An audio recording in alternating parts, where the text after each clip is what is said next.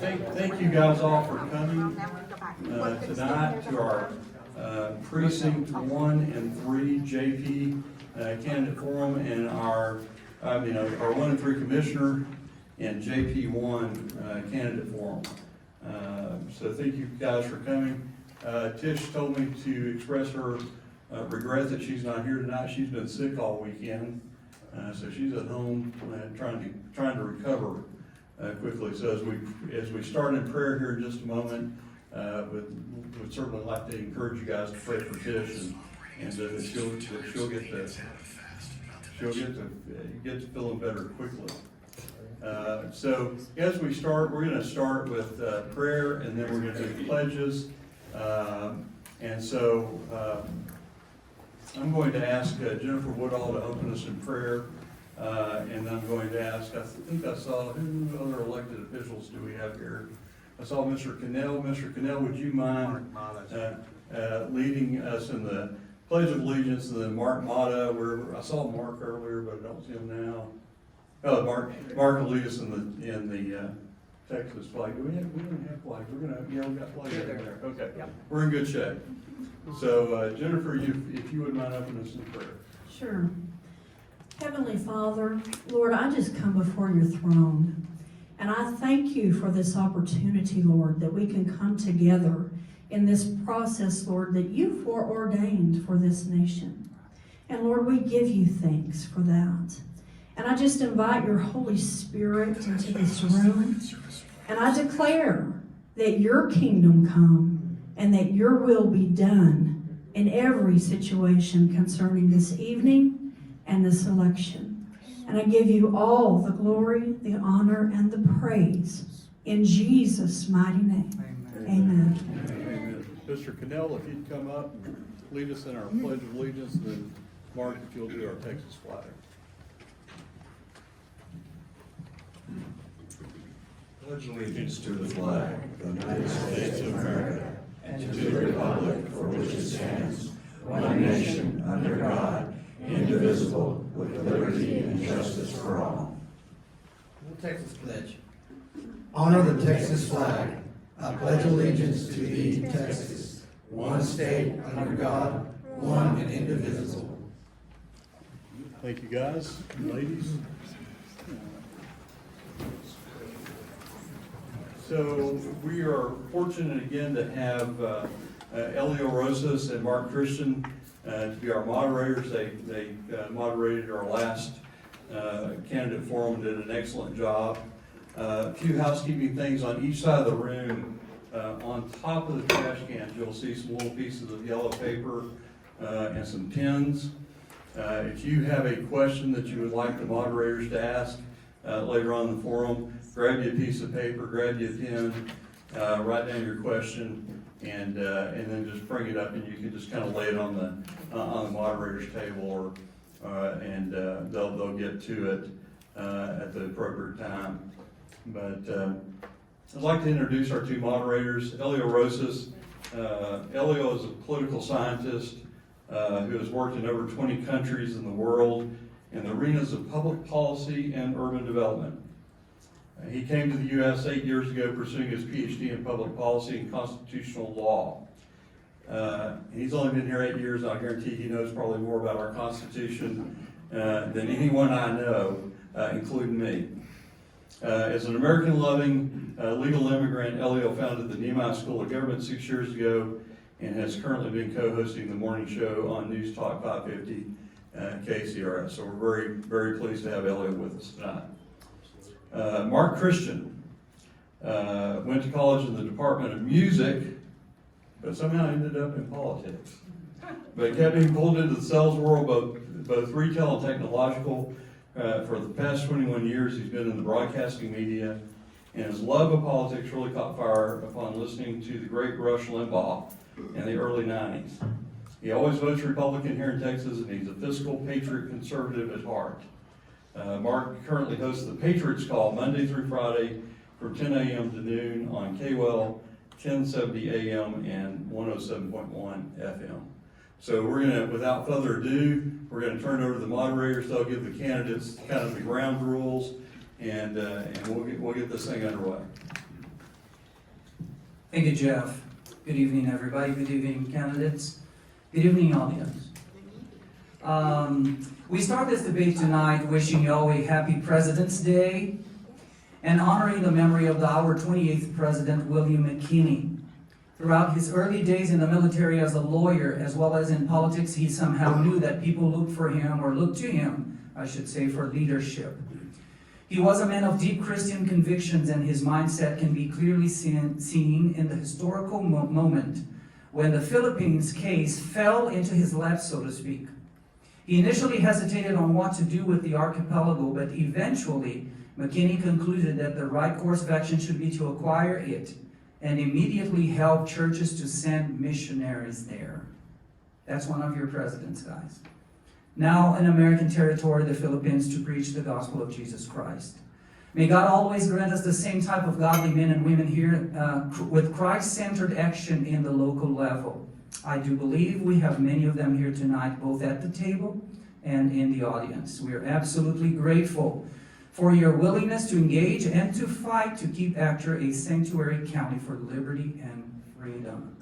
Without further ado, let us start. Please give all the candidates the warmest of the West Texas welcome.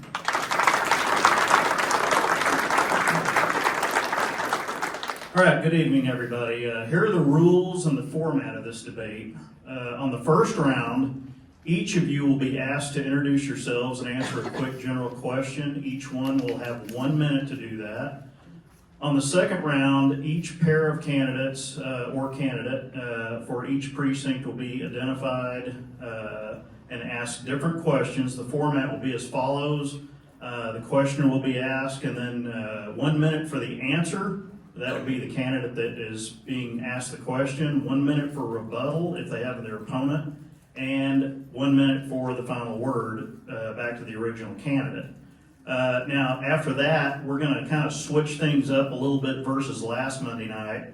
We're going to do, after the first question, after the introduction question, we're going to go to the audience questions. We've already got several up here, so we'll kind of rotate between the audience questions for specific candidates and then back to questions that we had prepared. We will enforce the time strictly. If candidates interfere or interrupts the answer of another candidate, they'll get a warning. If the behavior is repeated, they will be asked to leave the stage. If poor behavior continues, thus damaging the audience from focusing on the event, they will be escorted from the building. I don't think we're going to have that problem tonight, will we? The same behavior is expected from the audience. And again, as Jeff said, write down your questions and just pass them up to us at the table here, and we will get to those. And without further ado, we will start. Okay, so here's the first question, actually introduction, and included in your 1 minute, one question. So you have 1 minute to introduce yourself. We're going to start here, Mr. Robinson, and go throughout the table. You have 1 minute to introduce yourself and answer these two following questions. Number one, what is your primary goal in running for this position? And number two, in your words, give us your definition of conservatism and republicanism. Got it? Mr. Robinson, you can start 1 minute, sir. Do we have a microphone at the table now? Yeah, right there. We do. Okay, thank you. Thank you, good evening. Thank you everybody for coming. My name is, I think it's off. Push it up. now? That's better. Thank you for coming. My name is Larry Robinson. I'm a lifetime Odessa, and I've lived in the same house in Precinct 1 for 46 years. And I've come here tonight. I've tried to support Ector County and the city of Odessa for many years. I've fought in Commissioner's Court and City Council for the people of Ector County with no real benefit to myself. I've always felt there was a lacking in representation in both of these places, so I had time to go in and delegate that time of my own. And in this instance, I feel the same way. I think there's a lot of things that can be done in the county as a whole. And since every commissioner is a part of that, it's a four-commissioner county, each commissioner counts as a whole towards everything the county does. And so my endeavor is to look after the people of the whole county, not just precinct 1, even though precinct 1 probably carries in area-wise over half of the land mass of the county. Time. And, yes, thank you very much. Okay, next round, could you please respond to 2 questions? What is conservatism and what is republicanism? Next time, the next round, okay? Thank you, sir. Ms., let me get your name, Linda Angeli. Am I Yes, sir. pronouncing your last name? You are doing very correctly. So please introduce yourself to the audience and answer the questions. What is your primary goal in running? And number 2, your definition of conservatism and republicanism. Well, my name is Linda Young Angeli, and I have been in Ector County since I was 8 years old. So that gives me 62 years to be a part of this county. Republicanism is the party that you belong to and you support it to the best of your ability. Conservatism is that you can serve all of the resources that is given to the county, that's earned in the county, that's from the property taxes all the way up to everything else that's concerning in the county. And you keep that, as much of that as you can in your county. Thank you, ma'am. Thank you for everyone attending tonight. Thank you so much. Mr. Gardner, 1 minute to introduce yourself and answer 2 questions. Your primary goal in running for your position and your definition of conservatism and republicanism. Well, my name is Mike Gardner, and I am the father of 3, the pops of 2, and the husband of 1. 40-something years, didn't I think? I'm the current county commissioner, and we have done a lot of good things for West Odessa as far as bringing more order to the area and having more overseeing of what's being built out in precinct 1 and the rest of the county. But conservatism to me is, it's just kind of like the way you live your life. We spend only what we make, and we try to save a little to put up for our older age. And so my idea is we just go to work at the county and do the same things. Spend it like it's your own money. All it is. Thank you, sir. I forgot to tell you guys that, the 3 initial ones, we can do that again as we did last week. We're gonna show you 5 seconds. When you have 5 seconds to end. Yep. If you see this, we're not waving at you. It's just- Okay. Brennan. Mr. Brennan, introduce yourself, please, and answer these 2 questions. What is your primary goal in running? Number 2, your definition of conservatism and republicanism. Hello, I'd like to thank everyone for coming out tonight. Appreciate all the candidates that did show up. I'm Stephen Brennan. I'm a 20-year veteran of the county, law enforcement, constable, served there for 5 full terms. I'm running for this office because it's vacant. Right now, there's a man in there that was appointed by the Commissioners Court. Our past JP quit, and so left the office vacant. I sought the office last time, but I did not know I was gonna be running against the incumbent. I heard that he wasn't gonna run, but when I found out he was, I didn't withdraw my name, but I didn't campaign against him. But now that he's gone, I'm seeking the office. I believe there's some changes that need to be made in that office. I worked out of the courthouse for 20 years, so I've seen a lot of things happen.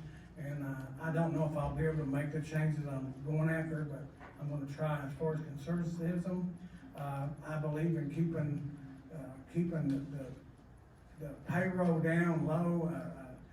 Try to have the office efficient, bringing us the money that needs to come in. And I do go with the Republican platform on everything. Thank you, sir. Mrs. Woodall, again, 1 minute to introduce yourself and also answer the questions. Your primary goal in running and your definition of conservatism and republicanism. Well, I am Jennifer Mahan Woodall. I have been a West Odessa resident for all my life. That's almost 50 years.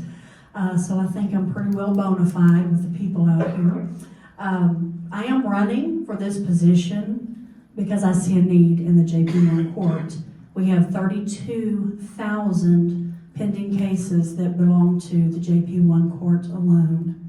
And at the rate that things are getting expedited, that deficit's growing at 14% per year. I have 25 years worth of administrative office management experience.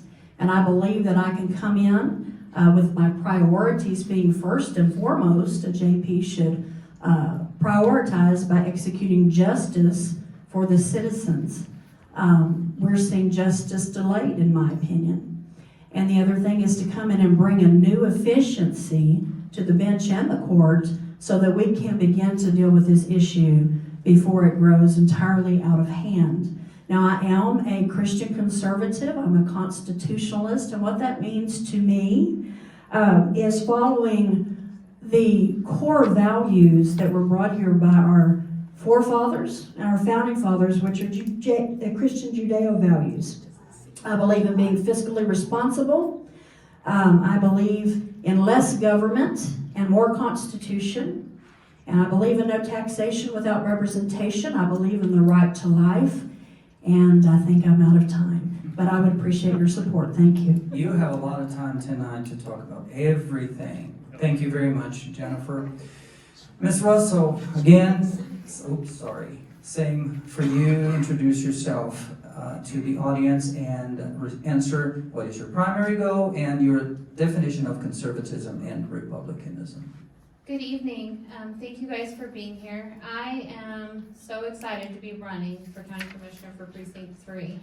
I'm not a politician, but what I am, this is all honestly kind of outside of my comfort zone. But I believe when you want to see change, you have to be willing to fight for change, and you have to do things that are outside of your comfort zone, like running for a public office. That's why I'm running. I want to see change in our Commissioner's Court. I want to see things getting done that haven't been done. We have the same things today that we had 3 years ago. We have a juvenile detention center that has not been built, but we're paying on. We have a courthouse that is in need of serious help. We have a jail that isn't fully staffed, so we're sending inmates out of county, and we're paying on that extra. And we have a library that smells like sewer. That's why I'm running, because I want to get things done and I want to bring change. I am a Christian conservative, so not only am I fiscally conservative, so I care about your money like I care about my own. I'm going to spend it carefully, but I'm also a social conservative. So I believe in the sanctity of life. I believe in, sorry, thank you. You believe in Mark Christian when he says this, right? This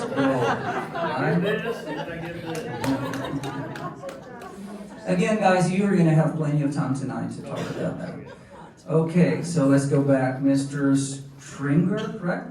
So please introduce yourself to the audience and respond to questions. What is your primary goal in running and your definition of conservatism and republicanism? I'm going to need you to indulge me just a little bit here at first. I am Don Stringer, Ector County Commissioner for Precinct 3, and I'm going to read y'all something right quick.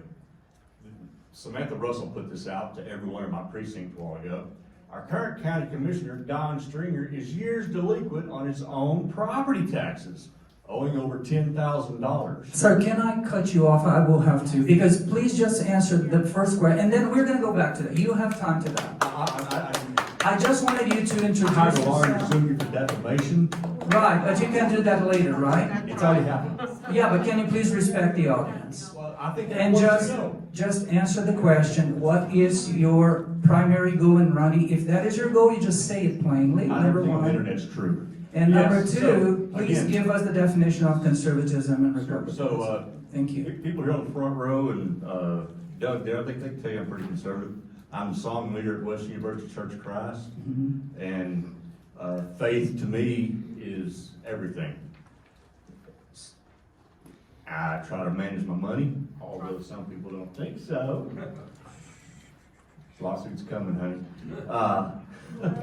Sir, do you need to do that? I mean, let us make it civil. You have no idea what they've been doing to me for the last 6 weeks. Can we make this tonight civil, please? you're awesome. Yeah, because it's just a debate. Everybody is willing to hear from you about your propositions. I'm proud of the current court we have. Thank you. We're doing well. There's a reason we don't have sheriff's deputies and jailers out. You can't hire them. We have campaign, or hiring, I'm excited now. Hiring, help me out, give me a word. We need deputies, I get that. We need jailers. Yeah. But we can't compete with the oil field. You know, that's plain and simple. Your definition of conservatism and republicanism, 10 seconds, sir, please. Sure. Conservatism, my faith, I'm very conservative in my faith. Watching your money, taking care of your family. Republicanism, go back to GOP, the Grand Old Party. Thank you. You're welcome. Thank you so much. Okay, so as this happened, let me just bring y'all's attention to this. If this happens again, may it happen in the debate. You will have the time when your opponent will be able to respond. So when you're asked direct questions, just answer the direct questions, not to us. It's to them. Can we do that, all of you? Right? I mean, you are going to have time to debate. And then after the event, you can talk to every single person that is here about what your proposition, what you're bringing actually to the table. Okay? So what I want to do right now is I want to go to the pairs, the opponents, and we have two here that are, well, Mr. Brennan is running with Jennifer. So we have 3 pairs here tonight. So this next question is to all 3 pairs. And again, as Mark read, you're going to have 1 minute to respond. There's 1 minute to the rebuttal. And there is 1 minute to the final word from the person that received the question. And then the next round, we change that. Okay? Is it clear? All right. So the question and let me start here again. And again, let me check here the names. Mr. Robinson, Mr. Gardner, and Miss Angeli. So this question is for the 3 of you, and what I'm going to do is I'm going to give you 1 minute each to respond to the same question. Then there's going to be a rebuttal and the last portion of that. Okay. The question is, how do you define ethical leadership, and how would you embody it as a county commissioner? Mr. Robinson, and then Miss Angeli and Mr. Gardner. 1 minute. And again, 5 seconds, go, 0, and we pass on. Thank you. I define ethical leadership as somebody that's a conservator of the monies of the county and a guardian. And in this particular... Just point it to your mouth like this. Okay. Yes, just point this. Like, Mouth test. there you go. Okay, sorry. Backing up just a little bit,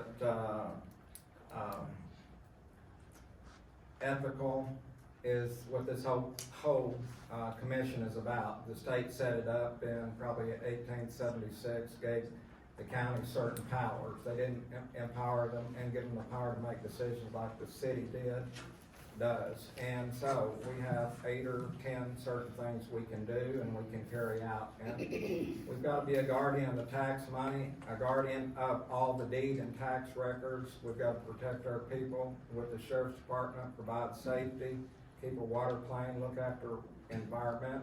And there's several other things that would work into the cracks between these, but to conserve is to get that forward to everybody in the county. Thank you, sir. Miss Angeli, if you want to rebut or bring anything, you can add anything you want to. So the question is about how do you define ethical leadership and how would you embody it as a county commissioner? Well, in my opinion, and we all have one, ethical leadership is that you live by the 10 Commandments. Because no matter what you're doing, where you are giving someone a message. Are you giving them a bad message or are you giving them a good message? I try to walk with the Ten Commandments, and I study daily the Word so I can be the best person that I can be, that God wants me to be. What was the second part? That was it. Your definition of ethical leadership and how you're going to embody it, and you just responded. So yes, I try to do the best thing that is right. You know, when I was raised with the golden rules, you don't talk about anybody, you don't believe what you see, only half of what you see, and you don't believe anything of what you hear. So that is the golden rule that I live by, and I want to instill that into my son, his wife, and my grandchildren, and hopefully represent Ector County with those same ethics. Thank you, ma'am. Mr. Gardner, same question to you. How do you define ethical leadership and how will you embody this? Commissioner, and again, if you have anything to rebut there, just be free to do that in 1 minute. Well, I may have a little bit, or what ethical leadership means to me is being able to go into that office every single day and do the right thing and not do things for gain. I believe there are times that things like that happen. There's things that commissioners know that people out there don't know, maybe properties, things like that. But it's taking advantage of the system, I think, is very unethical. I think it's very unethical to also help friends or help family gain the system. So, you know, being ethical to me is when you're behind closed doors, you still do the right thing. It doesn't matter whether you're out in front, where we're all here in the room, I'm gonna tell you, I'm gonna do the right thing. It's when you go to lunch with a vendor and you pick the ticket up instead of him. That's what being ethical means to me, doing the right thing for the job. Thank you, sir. Mr. Robinson, back to you. Anything to rebut there or to add? You have 1 minute to do that, sir. She's somewhat It's a microphone. Sorry. She's somewhat angelic in her views, and I have no rebuttal on that, and Mike hasn't said anything that I could rebut. Okay. So, Anything you'd like to add? I missed the Constitution question earlier. Well, it's your time to do now. Just go for it. 1894. Conservatism and Republicanism. Republicans, 1894 in Wisconsin. And I'm not conservative so that I want to go back to the 1894. I am for limiting government and taxation and keeping rules that are for the people. But as I say, I take the word conservative seriously. I think we're dynamic, we're moving, things have to change as we go. Thank you, sir. Ms. Angeli, same thing? Anything to rebut from both of them, or you want to add anything to the conversation on ethical leadership? You're good? I'm good. Okay, Mr. Gardner. My payload's being polished tonight, that's why I'm not wearing it. Mr. Gardner, please. 1 minute to rebut or to add. Well, I would anything. just add to that, in the 4 years I've been in office, I've always tried to make sure that have done things upright for the citizens and tried to do the right thing for them. And you elect me for another 4 years and I'll do exactly the same thing. Appreciate you, sir. Thank you so much. Okay, so let me go to Samantha and Mr. Stringer, and I am going to ask you a question. And again, Samantha, you start. You have 1 minute. Mr. Stringer has 1 minute to rebuttal. For the rebuttal, then it comes back to you. And then what I'm going to do, I'm going to ask him a question, you rebut, and he ends that part up. Okay, and then we go to JP. So the question is future visions. How do you intend to work with other local leaders and organizations to address the most pressing social, political, economic challenges and needs in our community? Well, I think it's important that we have good working relationship with all leaders. I've actually met with a lot of them in this process and kind of found out what the needs of the different departments are, along with voters as well. I plan on being engaged by having communication, having those open doors discussions, having an open door policy. That's a big step. I also believe that we need planning. We have to plan, have to. I mean, you see some of the stuff like the jail, that was a lack of planning. We didn't plan for staffing, we planned for a building. So I believe that by working hard with all of the commissioners' court, because it has to, I'm only one vote. So it has to have leadership, someone that's gonna stand up and be willing to fight for the things that we need, and being willing to gather people on board with those visions. Thank you, ma'am. Mr. Stringer, same question. You can rebut anything she said, or you can add anything about how will you work with other local leaders and organizations to address the challenges in our community. So, I've reached out to local leaders, and my phone's always on. I'm happy to visit with anyone, any of the other leaders, and see if we can come to a mutual agreement to benefit the community. Not all leaders like to hear from me. Imagine that. I'm a little aggressive sometimes. But I am here to serve. Above all things, I'm a servant. I'm not a politician. I've been serving voluntarily since I was 19 years old. Coached my first baseball team.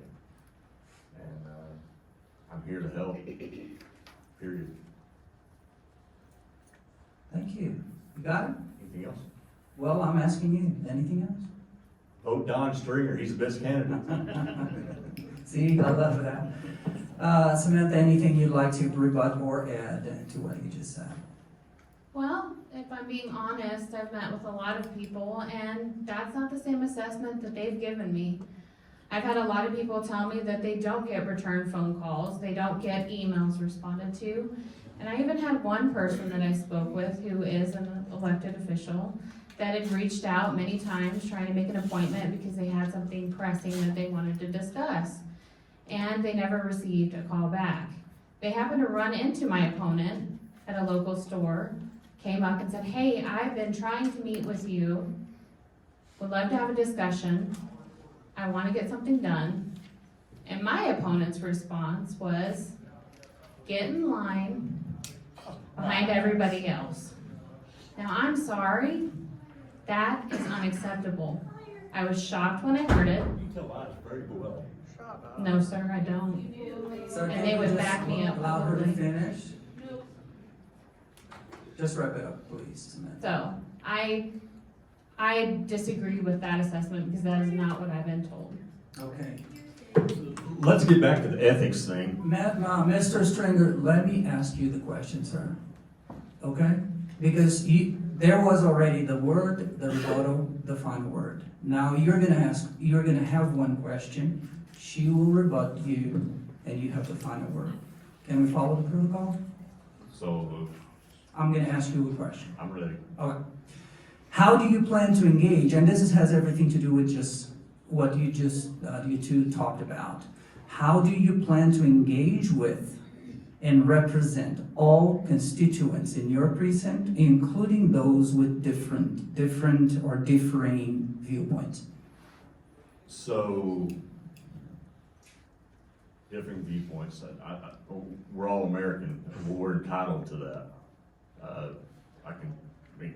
Come to me with your problems, with your questions. I'm here to help.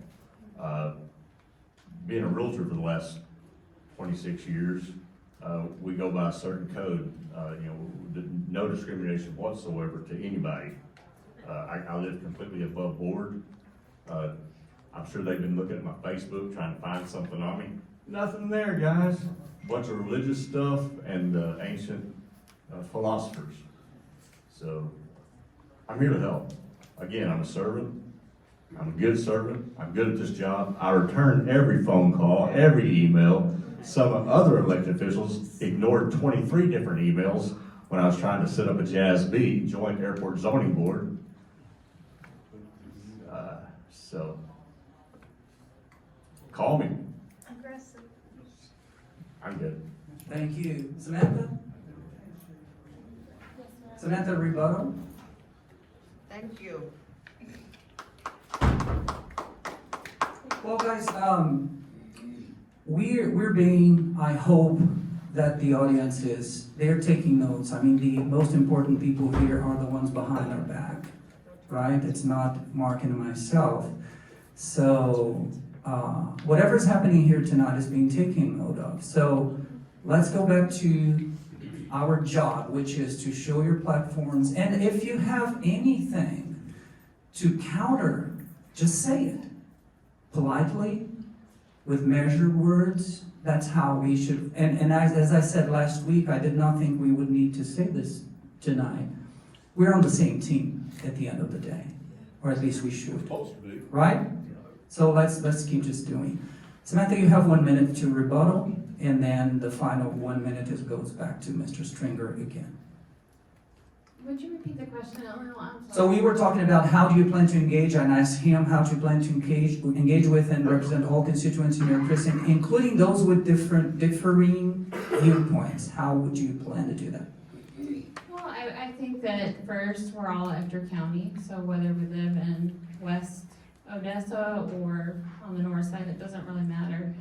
And it doesn't matter if we have different viewpoints. I think at the end of the day, we represent the people. And that doesn't just mean you represent one side that happens to fit what you believe in. So at the end of the day, that's just my Christian values. I'm gonna stand up for everyone. I care about Ector County, not just one portion of Ector County. Thank you. Thank you, Samantha. So my question now to JP, Mr. Brandon, Mrs. Woodall, and my question to both of you. Let me just find myself here. Just give me 30 seconds. I'm going to ask the same question to both of you. How do you plan to engage with and represent all constituents in your precinct, including those with differing viewpoints? Ms. Woodall, can you please start us out? And then Mr. Brennan has 1 minute. Back to 1 minute to Jennifer, and then we switch. Well, as far as the JP's concerned, I think you should always be there for your constituents. You should always be hearing from them. As far as engaging, we're a little different because we have to follow the law. And you can listen with empathy, you can have compassion, but in the end of it, you must follow the law.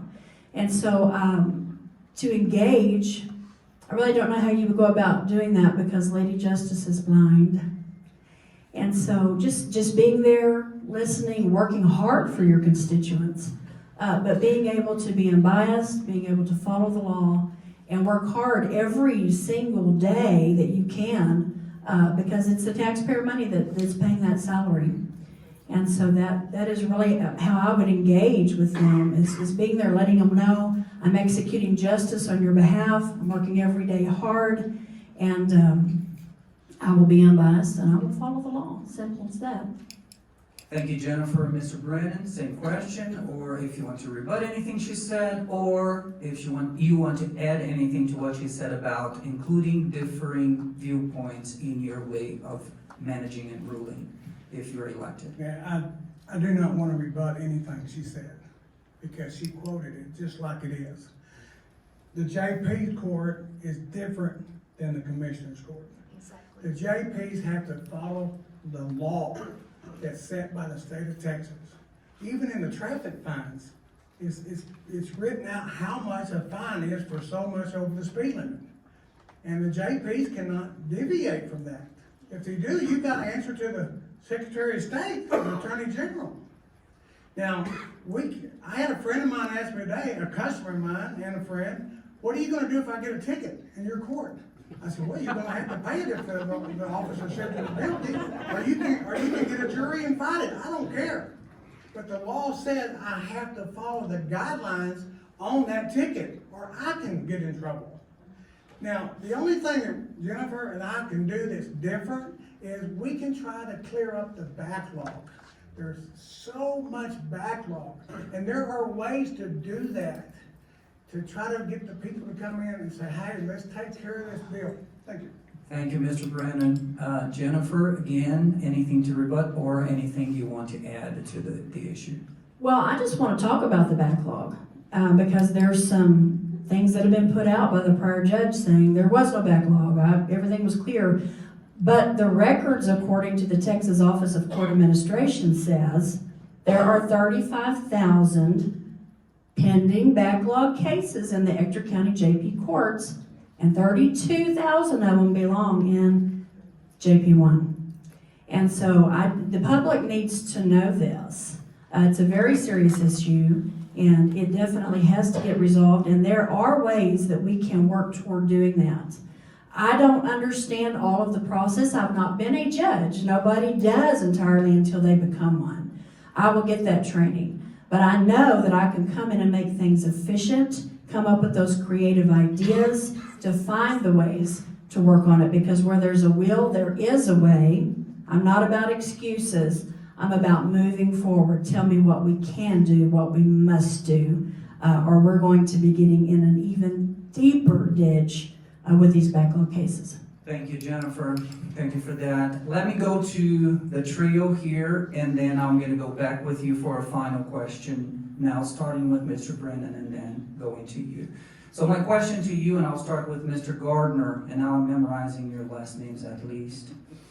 My question is, considering the politics of our county and how Texas has been gradually and dangerously becoming a purple state, where do you see our community in the coming years, and how do you plan to help us regain territory? So, we have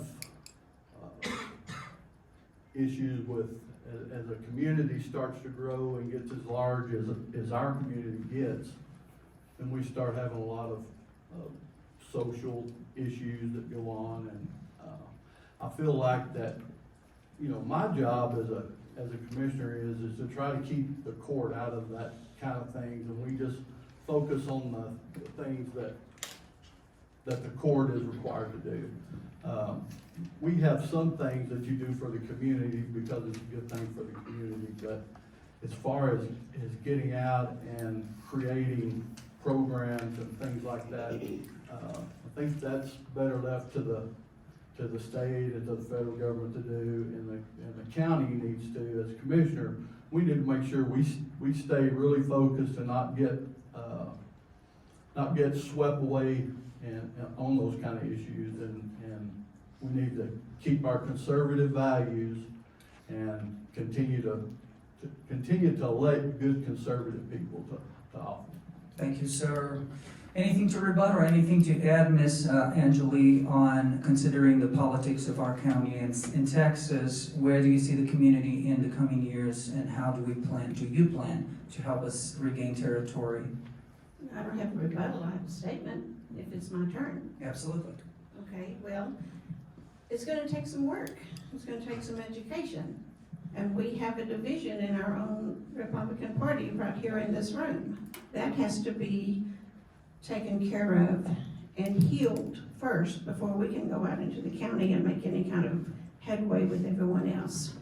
And I think education is the biggest key to understanding anything and encouraging everyone, and to see everyone's point of view and see how we can help them grow in everything that we need to do as one Republican Party.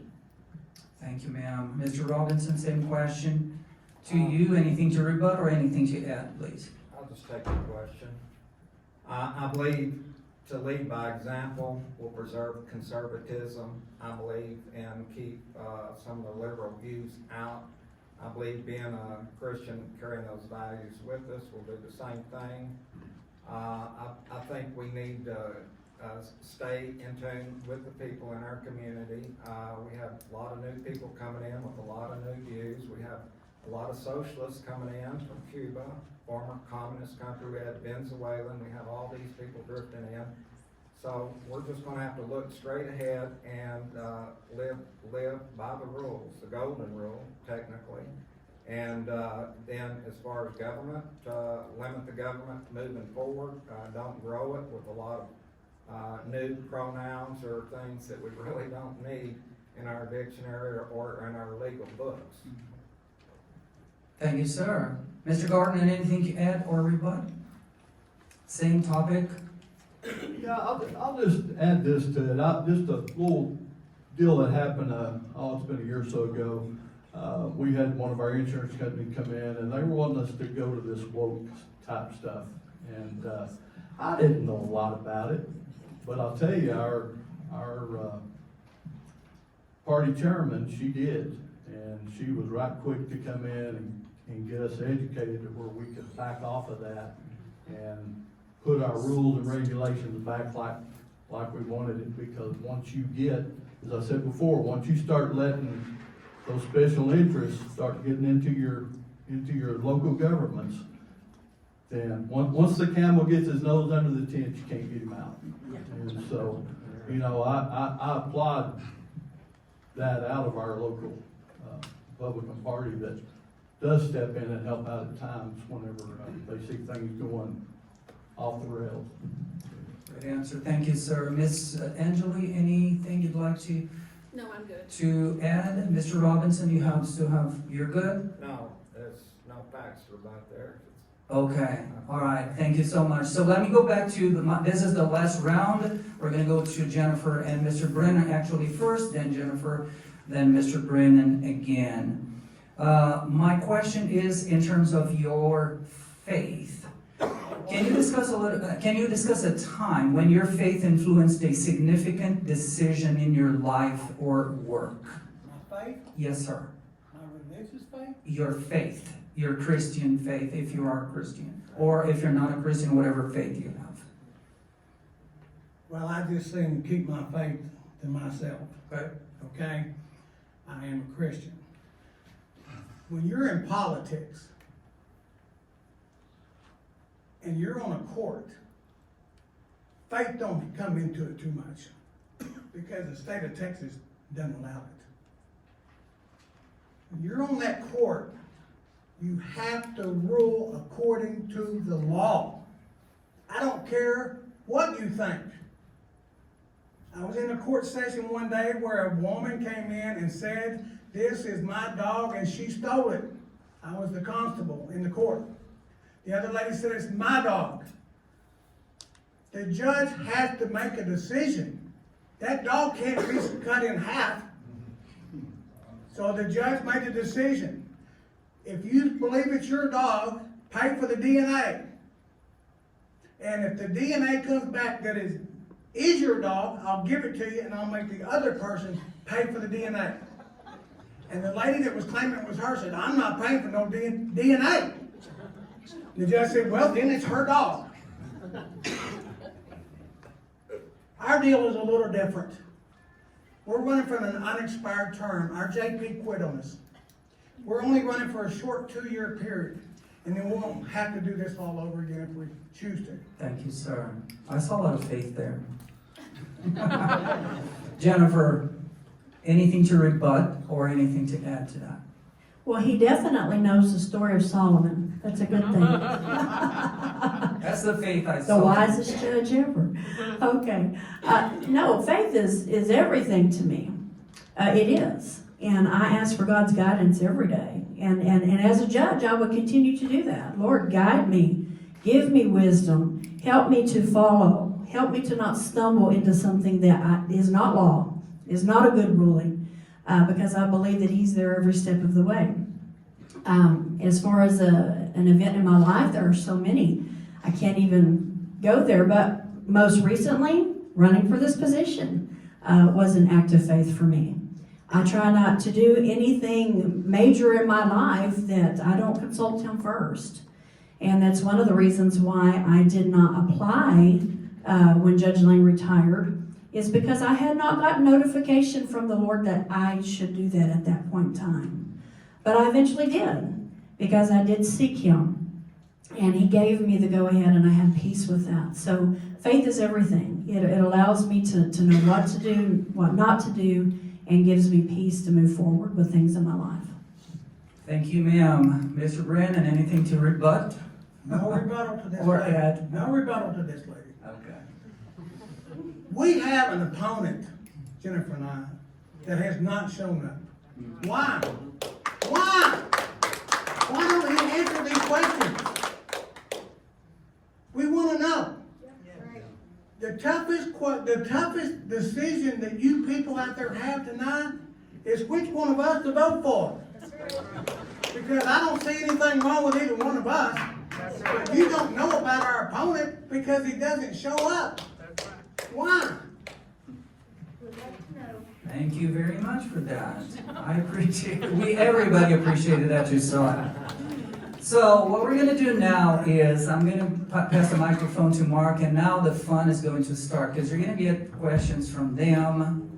So it was just a warm-up now. Now the show starts. Mark, Chris, and Carrie.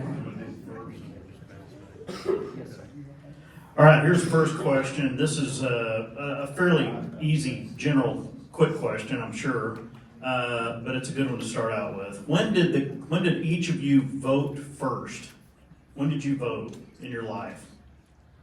Starting with me? Let's start over here. Let's go left to right. 1986, gubernatorial race. 86, all right. I first ran for office in 1988, but I'm sure I voted a couple. Here's the microphone, please, sir. I'm sure I voted a couple times, but I can tell you for sure I voted in 1988, and I voted for myself, and I won. Well, I couldn't wait to turn 18 so that I could vote. So that was in 1992, 91 or 92. And I will tell you that I have an excellent voting record. In fact, I have the voting records. If anyone wants to see them, of us 3 candidates here, I'll pull it over. In the past 10 years, we've had 21 opportunities to vote. I voted 19 of those. I had COVID during the runoff. You have voted 18 times. But our opponent has only voted 4 times in the last 10 years, the last time in 2020, and in one primary in 2016.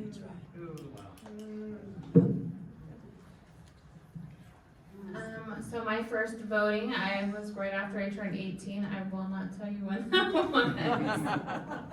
But I am an active voter. I believe that when we vote, that's how we get change. So I encourage everybody to vote and register to vote. Well, I turned 18 in 1979, and that was just about the beginning of the Reagan era. And so I was able, my first president that I ever voted for was Ronald Reagan. Well, I turned 18 in 1971. And then, that was my first vote. And I was raised in a house that if you don't vote, you don't have a right to say anything. You don't have an opinion. So, Mom and Dad were very strict about that also. And my claim to fame, one of them, is, I don't know how many in this room remember, but in 1972, you could serve on a jury at 18 years old. Me and one of my classmates were the very first 2 18-year-olds to call to serve on jury duty here in Ector County. We weren't selected, but we were called. I voted first in 1970 during the Vietnam era. Lots of issues back then. Earlier in the 60s, I followed probably a Democrat, Barry Goldwater, a little bit, and that dissipated. And then by 70, I had 2 children and very vested in watching what was going on in Vietnam. So that would have been the first year and every year after.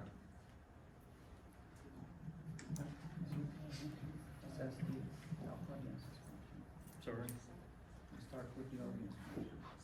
Oh, no, that was the audience. Oh, that was the first one? Yep. You want me to read this one? Yep, we're just gonna go back and forth. Well, I thought Back and forth. I thought you would just have fun, Mark Christian. Okay, Samantha, Samantha and Dawn Stringer. This is a question for both of you.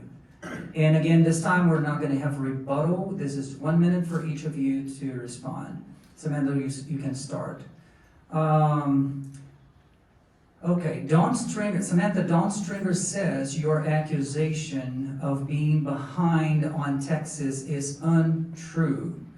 You work for the appraisal district. Did you confirm this before accusing him? That's the question.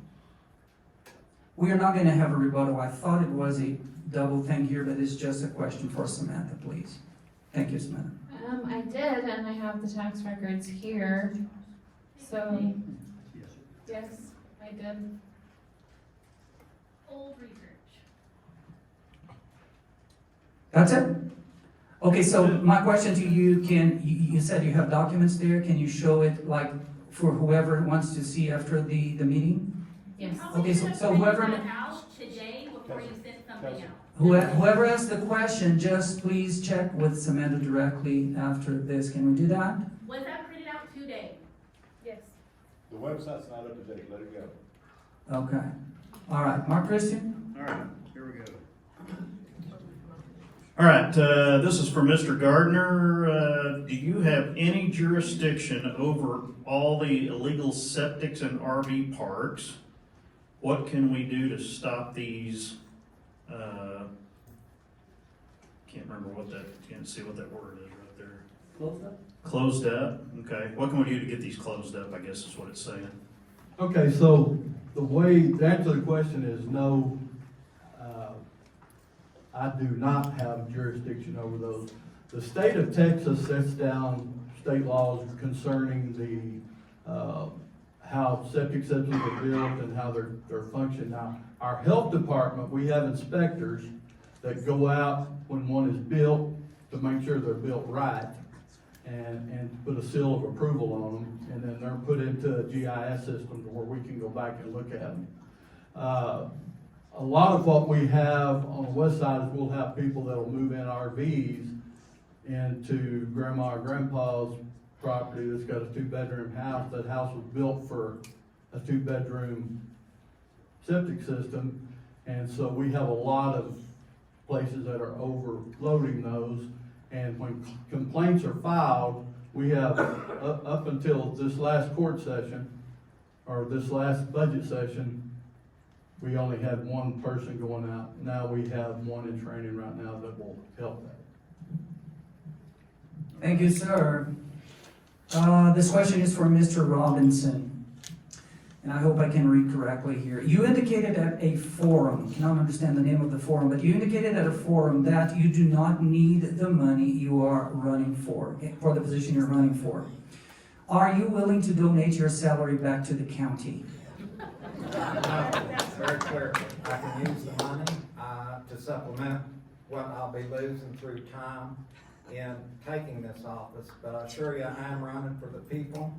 I'm not running for myself. I had several things that I didn't want to happen. I didn't want there to be a vacancy and an appointment by the judge of somebody that might not agree with the people of Precinct 1. I wanted that to stay in total agreement, so I saw that there might be an opening, and I decided to get in the race for the people to keep that from happening. I could see some ambiguity coming if that should happen. And no, I will kindly put the money down if everybody else does. Thank you, sir. Absolutely. All right, I've got the next one. And I've got the same question. I had it asked 3 different times by 3 different people. Miss Angley, in the past you ran as a Democrat. Why are you running as a Republican now? I knew that was gonna surface eventually. So when I ran against Mike's father several years ago, I was gonna run as a Republican. But the Democratic Party approached me, and this is a true story. The Democratic Party approached me and said, we don't have anyone running on our ticket. Would you consider running on our side? So I went and visited with a lady that was very well respected, very involved in the Republican Party. She is deceased now, so I cannot share her name. She even donated to my campaign, but she said, you can't tell anyone that it came from me. And she said, Linda Gale, that might be good experience for you. So with this lady's encouragement, that's the only reason I was on the Democratic Party. Thank you. Thank you for your honest response. Mr. Stringer, do you believe that the current leadership of Odessa is too far right? And the person means city council and city manager.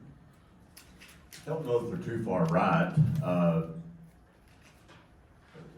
think they act like clowns half the time. So I see you, Javier. Nothing personal, man, but dude, you our city people tend to be confrontational. You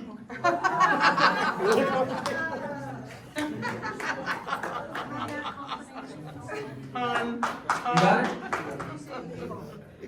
Thank you, sir. So again, there are many questions here, and if you are not being called, the ones that are not being called is because the questions are not for you, okay? It's not on Mark and myself. So, for Precinct 3 candidates for commissioner, all of you commissioner candidates, how do you plan to support, and this is beautiful handwriting, look at this. How do you plan to support planning and development and environmental enforcement as they work to improve the county? So commissioner candidates, all of you, please. Go ahead, you got the mic. I said 3. I thought you said 3, precinct 3. No, all the precinct representatives, or our candidates, sorry. Can you repeat the question, please? How do you plan to support planning and development and environmental enforcement as they work to improve the county? Candidates for commissioner, I'm sorry. You can start here first. Environmental comes pretty easy, I think. The federal government gives us some help with the EPA and lots of inspections. We need to move our planning and development a little further along if we can. The county does not have occupancy inspections. Maybe if at some point they could. We were talking about game rooms the other night and how dilapidated they look and bad. If they were subject to the same inspections that were in the city, you wouldn't have that. I mean, I would support it. I would go out there. I would look at whatever the problems were. I mean, we're having that environmental problem over Imperial, and see what I could get to do that. I'd go outside to get help if we needed to. I wouldn't go to, particularly to the legislator or the EPA. I would try locally to solve the problem with whoever was committing the problem. Environmental things are usually pretty easy to find around here. So try and find the source, work with them on a man-to-man basis, sit down in their office. Thank you, sir. Mark, next question. Oh, they all were gonna answer. Oh, I'm sorry. I'm sorry. Go ahead, Miss Angeli, please.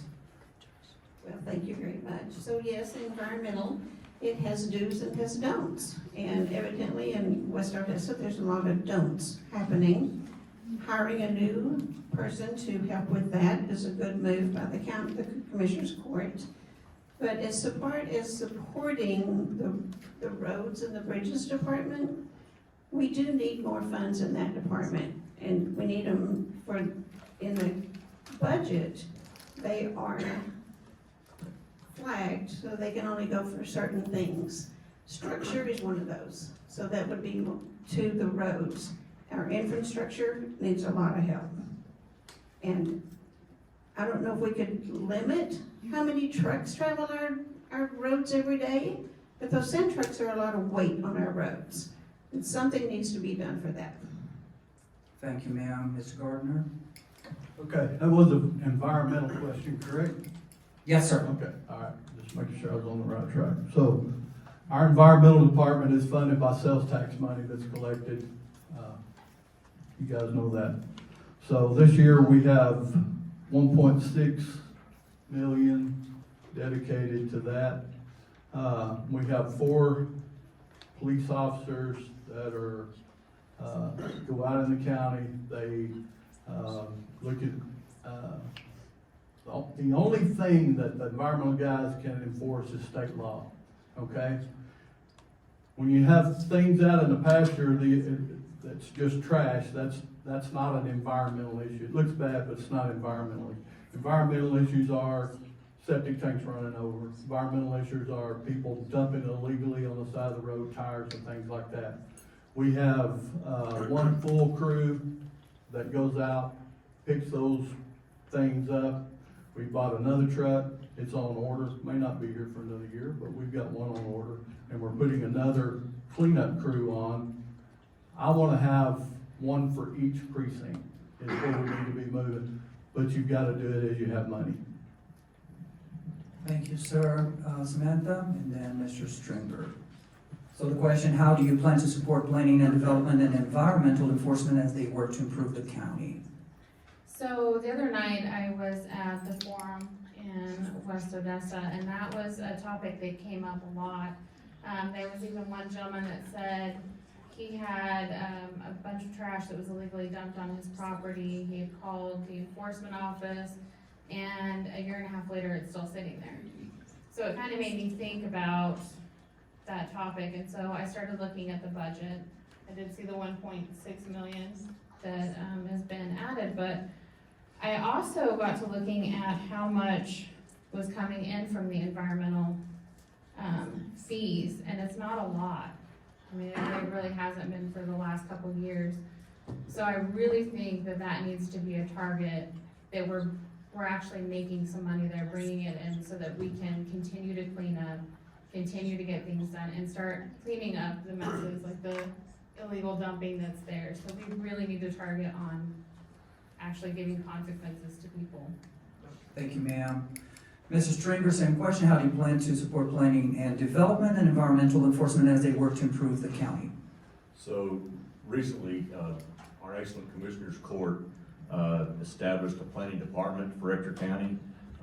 We hired Eddie Landrum, wonderful city employee that came to work for us, well trained. Glad to have him. He's building a good planning department.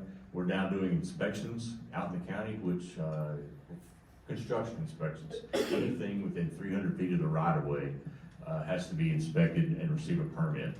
Now, we're not doing electrical and AC and plumbing, but foundations, mainly to curb flooding and redirection of water. That's been an issue out in the county. People throw up a building right in the flood zone, now you got water going where it shouldn't. So we have a planning department, and I support it. I know Mike supports it. It's great. Mike said all he could say about our environmental. I'll say this: those environmental guys work and work hard, and if you call that department, you will get an answer. Thank you, sir. Appreciate you. Mark, your question, sir. All right, let's see. Mr. Robinson, this is for you. You are on the ODC board. Will you resign from that board if you were elected to commissioner? Why or why not?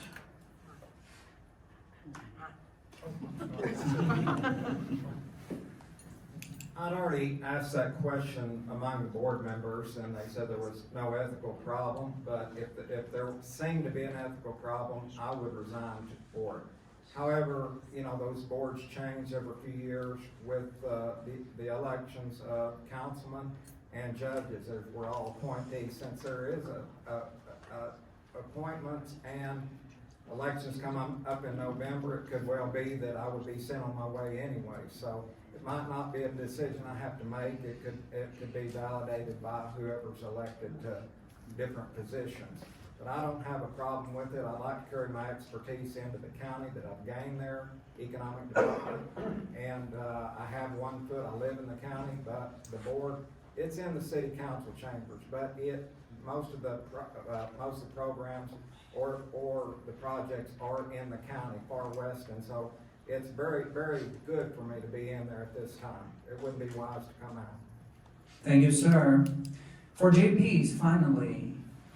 You ready? I thought we was gonna have to ask each other questions. Well, Mr. Brennan, look at this. All of these are not for you, sir. I'm sorry. So here you go. There are 3 questions in one. I'll start with you, Mr. Brennan, and then Jennifer. Why should I vote for you? What have you done to turn out your votes in West Odessa? And question 3, why now? Well, I served 20 years as an elected official of Precinct 1. I retired from Ector County. I live in Precinct 1. That's my home. It has been ever since I moved to Precinct. I was drawn back into this race because my constituents wanted some changes made in the JP court. And I got in it before this young lady got into it. I have no qualms about either one of us filling this office. Keep in mind, it's only a 2-year term, and then we have to do this again. So, I believe that my 20 years of service proves that I'm a dedicated public servant to Precinct 1. And I retired from that job. I was not forced out of it. Thank you, sir. Jennifer, same question. Why should I vote for you? What have you done to turn out for your votes in West Odessa? Why now? Well, I have been serving also in Precinct 1 for many years. My family does. My husband serves on the school board. I've served in ministry. I've served with the Ector County Republican Party for the past 3 years as Precinct Chair 101. That's part of my job, is to get voter turnout and to inform the voters of everything that's going on. I have 25 years worth of administrative management office experience. We know that there's the bench, but there's the office. And you need to have someone that has the experience that can come in and manage that office to make sure that things are running like a greased wheel, or we're gonna have problems like 32,000 pending cases. And so I have that to offer. All judges go through the same training to learn how to facilitate well from the bench. I will receive that, but I bring in the skill to also work the office. This is not a retirement gig for me. I will be there every day, full-time. Any extra time that I can put in, I will do to work for the constituents. Thank you, Jennifer. Mark, your question, sir? Yeah. Okay, this one's for Mr. Stringer and Mr. Gardner. We'll do Mr. Stringer first. Let's see. This is the 4th straight adventure appointee for JP. Mr. Chavez has been absent with no reason or prior notice. Knowing he was appointed under a cloud of suspicion and he has used his office and staff to campaign, would you appoint him again? Dang right. He's a good man. He served 25 years, or however many years. Go ahead, sir. I didn't get scolded. Well, Carlos, he's not attacking you, he's just reacting. Just that's fine. Carlos Chavez is a good man. He served the city of Odessa well. In his last capacity, he was the range sergeant for the PD. He has a reason he didn't want to be here. He didn't want to be attacked. But you attacked. No, she attacked me, sir. Read this text. Mrs. Stringer, can we do that later? We can do that later. That's fine. Thank you. I mean, I've been lied about so much, sir. And that last lie that came text to my daughter, Sent me through the roof, for sure. take it easy. Nope. Anyway, I'm gonna win this race. I'm good. Yes, you are, Thank Dad. you. Thank you. And it's good to have your daughter here. Yep. Your family loves me. Mr. Gardner, please. Okay, so the way that our Constitution and our regulations are set up, when there's a vacancy in a court, it falls upon the Commissioner's Court to take applications, make a decision. And now then, that's exactly what happened. So now then, it is up to all of you to decide who you're gonna elect. So the process works, and I think it's a good process. I think we did the best job that we could do with the information we had when we done the interviewing. And so now then, the voters get to choose who will continue with that office, and I would not change that process any at all, because it's a good process and it works. I know that we have some of our taxing entities that when they have a vacancy and they appoint, they don't hold an election, they let them go ahead and finish out their deal, which I don't like that. Appreciate you, sir. So what we're going to do is now we're going to alternate back to our questions to you. It's going to be the same question to each one of you. And this is about macro policy, so that the audience can know where you guys stand on some of the policy issues in the state of Texas. So the question too, and I'll start here, Mr. Robinson, and then one by one. The question is, the Republican Party of Texas inserted plank 37 in its platform, which says, and I'm quoting, "The Texas legislature shall extend the call for a convention of states to limit the power and jurisdiction of the federal government. A number of Texans do not support that for various reasons. What is your take on it?"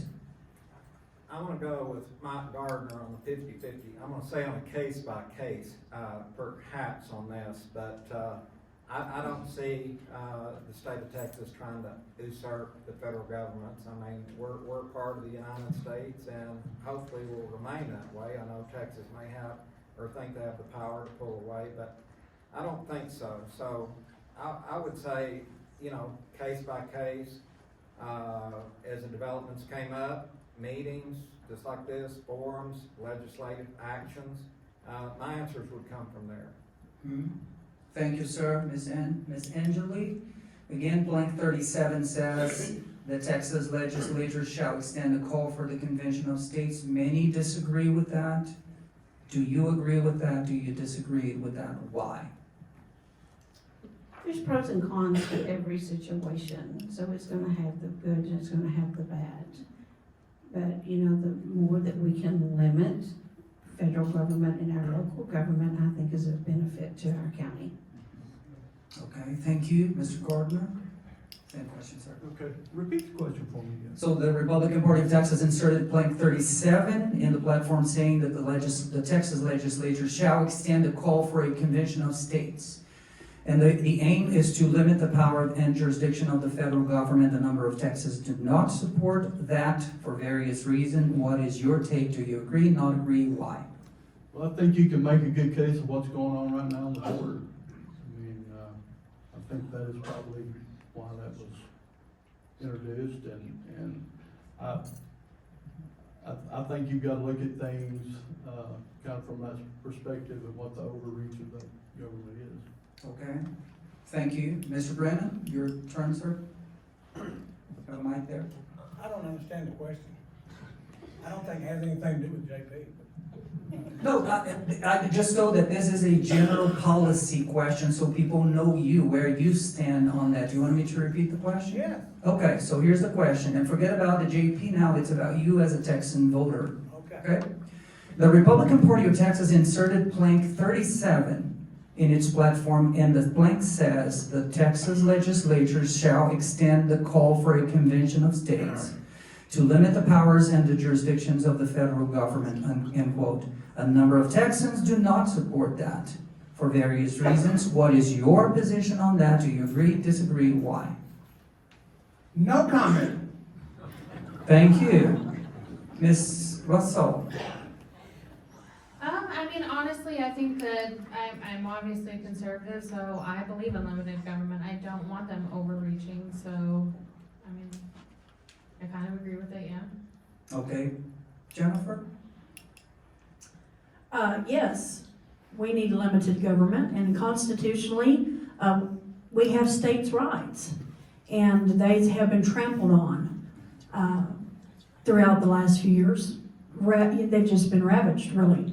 And so I think that it's time that the states stand up for their states' rights and put a limit on what the federal government can try to do. And I agree with Mike.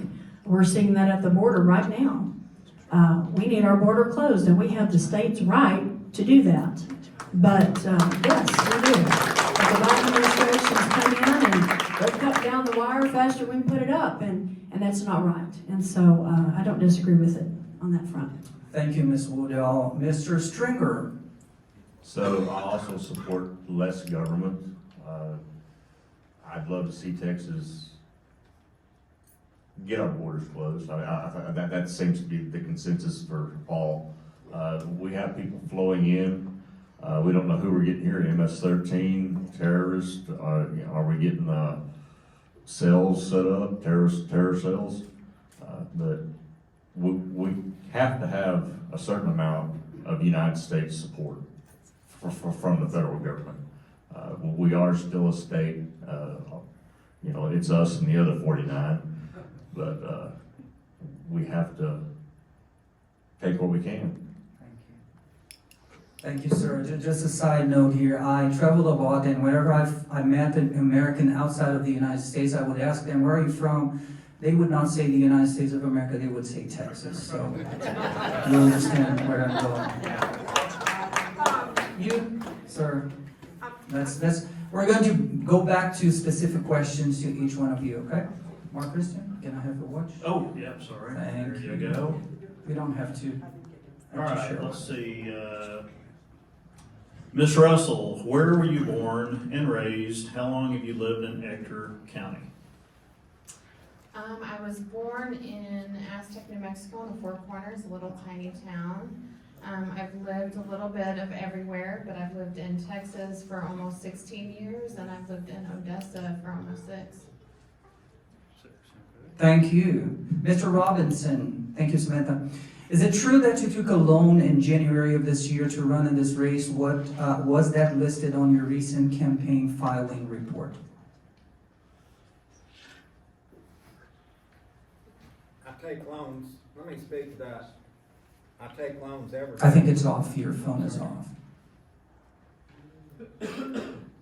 I respond, I take loans in January, February, March, April, May, June, sometimes 2 or 3 a month. And so, it'd be out of ordinary if I didn't take a loan.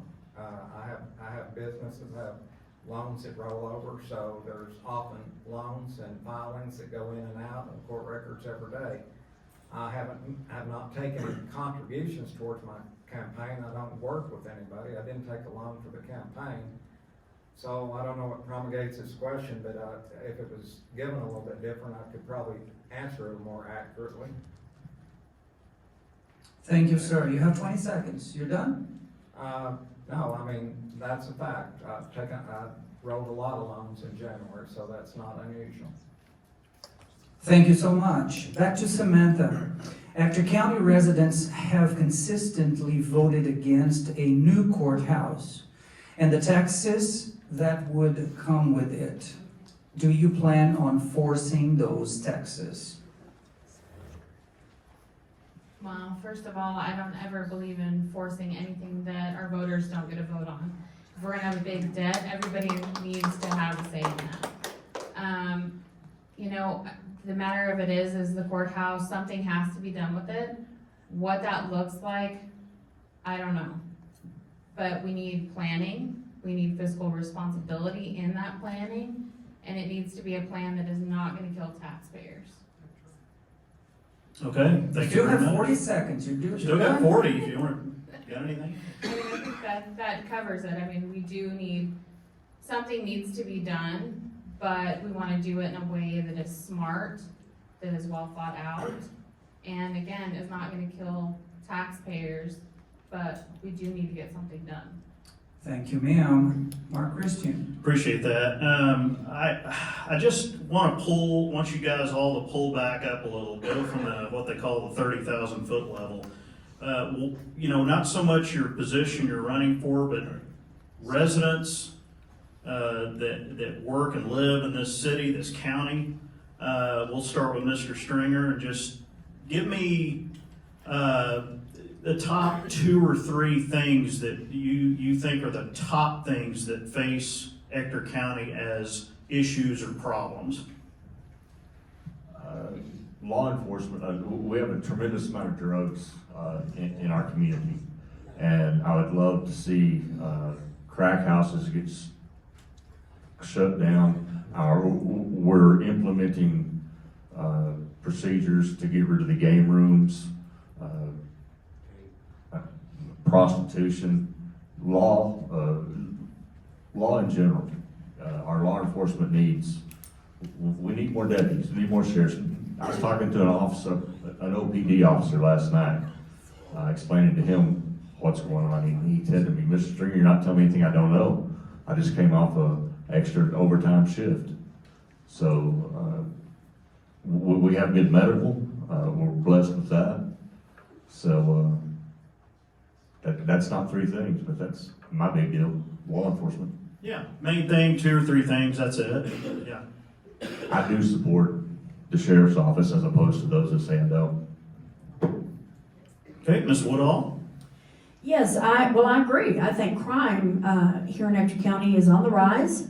We're seeing it every day, and it's becoming a problem. And I understand, we have I-20, so we're a hub, basically. And with that comes a lot of illegal activities, unfortunately. And so we do have to up our game in being able to nip that stuff in the bud. And I believe that it can be done. That's one reason why I want to get in here and start dealing with these backlogs, because there's so much coming in and we're not getting it disposed of as fast as it's coming in. And so I really foresee a big problem here with no accountability. No accountability, no deterrent, crime continues to rise. And so that is a major thing for me. There are several things, affecting our area, our region. But I think that is primarily the main one that I see. And along with the illegal immigration, again, more crime comes in. And so it just infiltrates into almost everything that's going on. So that would be a priority for me. Okay, thank you very much. Ms. Russell? I don't want to pair it. I definitely believe that crime is a huge issue that we're facing. I think our kids are facing a huge problem with drugs. We've had more fentanyl overdoses here in Ector County, so it touches every single person here. I think a lot of our issues do stem from not having the staffing that we need. And from that, we need to be competitive in our pay. And that was something that was added into the budget this time, and I think that's great, because if we don't have more law enforcement, we're not going to be safe. Like that affects our safety. If we don't have warrant officers that are gonna go out and collect on, warrants and having that accountability and consequences, people are gonna continue to commit crimes. So I agree 100%, we need to support that. Thank you. Mr. Brennan? The JP court finds a person guilty. He doesn't pay. He fills out a warrant and gives it to the sheriff's office. Now, I believe we had a commissioner a while ago said, we can't even staff our jail. I think we got a vacant building out there, don't we? It's not staffed? That's not true? Is that true? Not fully staffed. Well, not fully staffed.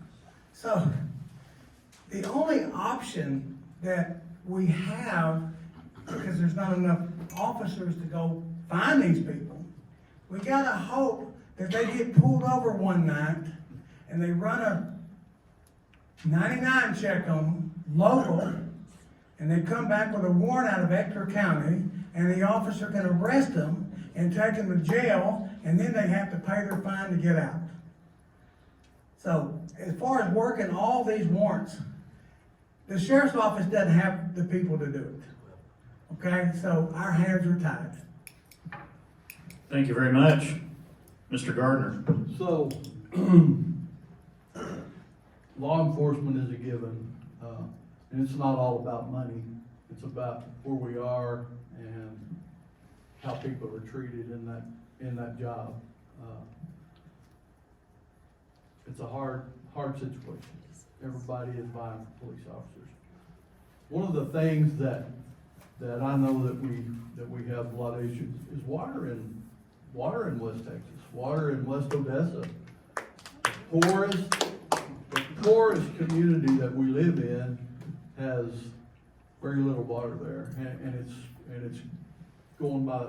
It just keeps going away. Wells are going dry, and so it's very huge. And ECUD does what they can do. We try to help them out, but it's going to take some federal money.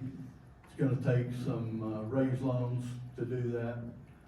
But we just have a very poor community out there that we need to take care of. Thank you very much. Ms. Angeline? I'm going to stand on this one because this is a very touchy subject. Outside of the crime that's associated with the drugs, and the kind of people that are coming into our county. I'm involved with an organization that counsels to the children that have been rescued from sex trafficking. We are the 4th busy location in the state of Texas. And my thinking was that is because we are so close to the border.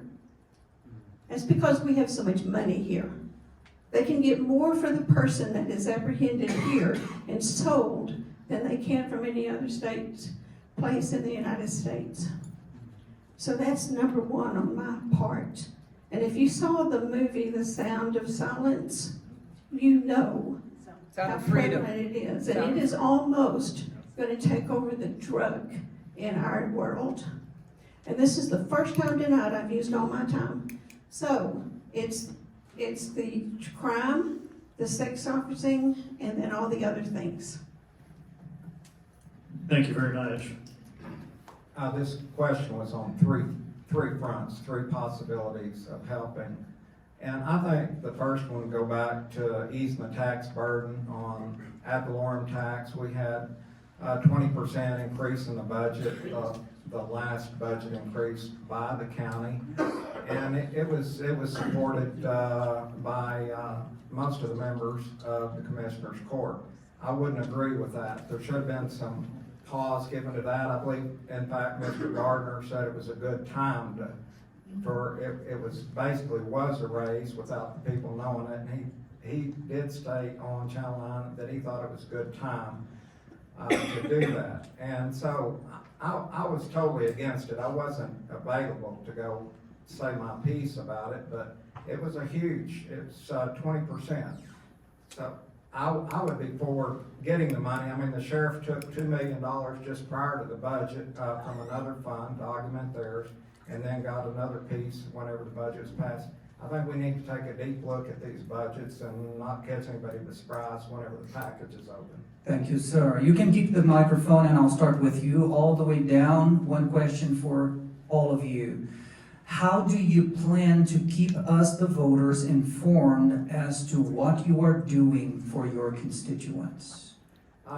Primarily, social media seems to be the way to go. Institute texting, Facebook, set it up on Facebook page, keep in commune with it. The same way you get the votes. You go back and tell what you're doing with the votes that you got that way.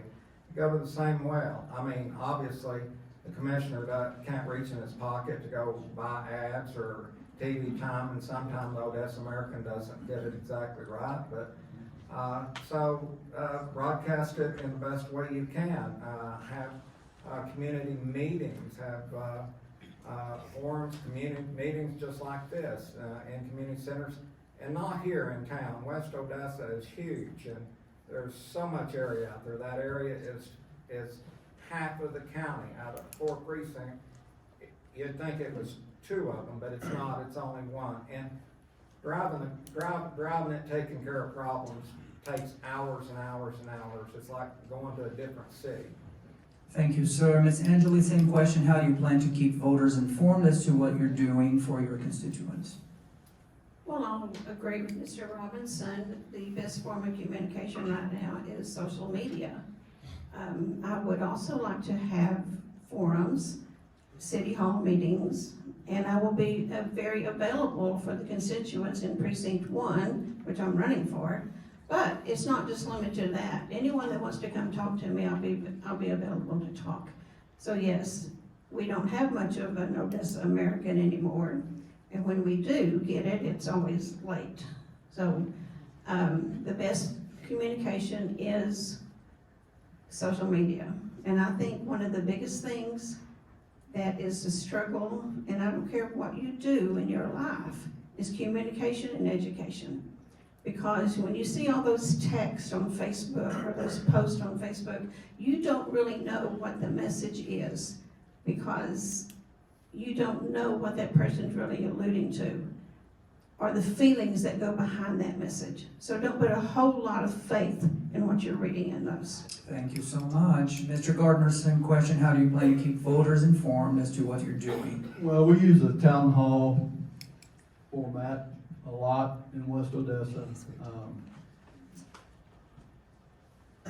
That works well, but you'll do so many of those people, they can come, they can't. And then there's social media, you can do that, people look and do those kind of things. But I think probably the best way to get the word out to them is probably through, just direct communication. When you have a problem, call your commissioner and talk to him. People I've learned they don't care until something hits their plate that they like. Then they'll get in touch with you but people are busy and it's a tough deal. It really is. Thank you, sir. Mr. Brennan, how do you plan to keep voters informed in what you do? You cannot keep the voters informed in the justice of the peace court, because like Mr. Garner just said, they don't pay attention to it until it affects them. Now, social media, after what's happened in this election, there's a lot of people told me they turned that crap off. They didn't allow on social media to get the word out. But I'll tell you how you can let the voters know you're doing your job is these commissioners are the one that funds your office. And believe me, if you're not doing your job, they're not going to fund you. So the job of the JPs is to bring in the revenue for the violations that have been issued by the state and local police officers.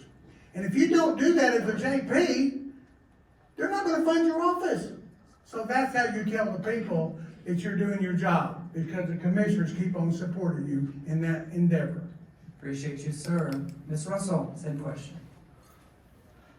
Well, I kind of want to take it back a little bit old school. I want to send out a quarterly newspaper, paid on my dime, not taxpayer, that lets you guys know what is happening, what is being accomplished, how it's being done, and what we have going on. I want to be transparent, and I want to keep people informed. I do believe that forums and town hall meetings are great. I also believe getting out on a Saturday and get your boots on the ground and go knock on doors and talking to people is a great way as well. So we've been doing a lot of that, so. Thank you, Ms. Russell. Ms. Woodall, same question. Well, I've had the privilege of attending the town halls that we've had in West Odessa. Not only have we had them at the Sheriff's Annex, but we've had them at El Dorado Restaurant. I know several of the people here have attended. And it's a great way to get elected officials in there to where the people ask the questions, what's going on and what are you doing? Kind of like what we're doing right here. So that's a great venue. Social media is a great venue. We had a district judge come into the Ector County Republican Party because we endorsed them. And they came in on their own accord asking to get on the agenda so they could speak, and basically was accountable to us for what had been going on.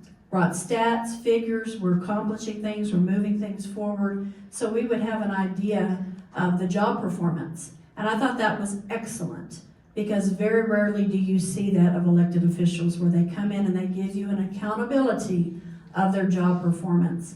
And I think that that's vital that we do that for the public, and I would intend on doing that.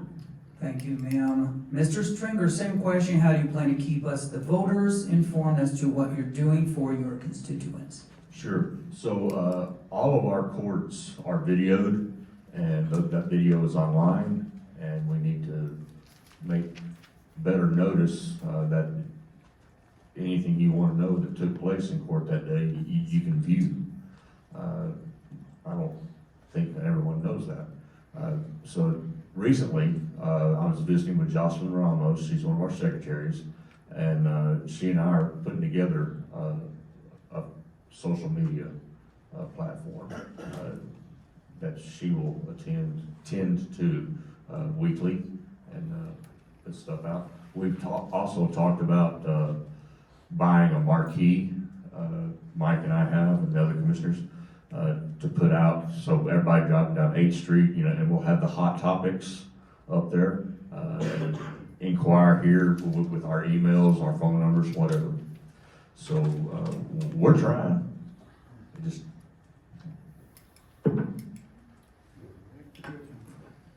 All right, thank you for that, everybody. Commissioners, we can go, I guess we'll start over here. Mr. Robinson, would you consider funding warrant officers for each precinct? Could that warrant officer not generate more than enough money to pay their salaries, all while enforcing the laws that were broken and acting as a deterrent to future crime? No, if they couldn't carry the water, I wouldn't add any more. If we've got all these warrants out there and they couldn't collect, it'd be useless. If there's 32,000 warrants out there and they couldn't go out and make their check, I would not support it. Maybe you could throw something out there on a trial basis and give somebody commission on it. I mean, that's not unwise in the collection business. Thank you very much, Ms. Angeli. Would you repeat that, please? Sure. Would you consider funding warrant officers for each precinct? Could that warrant officer not generate more than enough money to pay their salaries, all while enforcing the laws that were broken and acting as a deterrent to future crime? Well, if I'm not mistaken, I think we have 4 county constables, and that's what they're supposed to do, is deliver the warrants, right? So, yes, we have 4 positions now that we could do that. And if we have that large of a backlog, yes, I would support temporarily catch up. I'll add to that, they're not funded. Thank you for that. Mr. Gardner. So, in this last budget that my opponent over here said we spent too much money on, part of that budget was to add a warrant officer to the JP's office